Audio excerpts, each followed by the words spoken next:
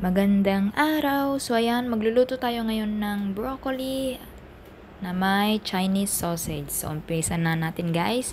Magpainit lang tayo dito ng mantika. Tapos ilagay na natin yung bawang, igisa-gisa konti. Tapos ilagay na natin ang ating Chinese sausage.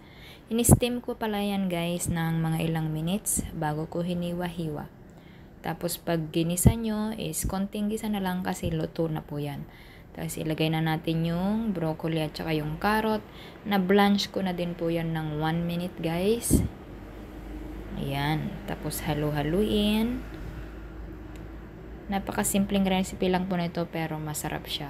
Kasi yung Chinese sausage is may lasa na po.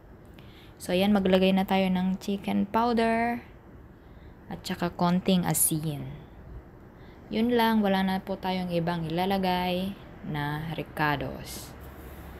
Ayan, halu-haluin. Tapos ayan, ready to serve na yan guys. Thank you so much for watching and see you next time.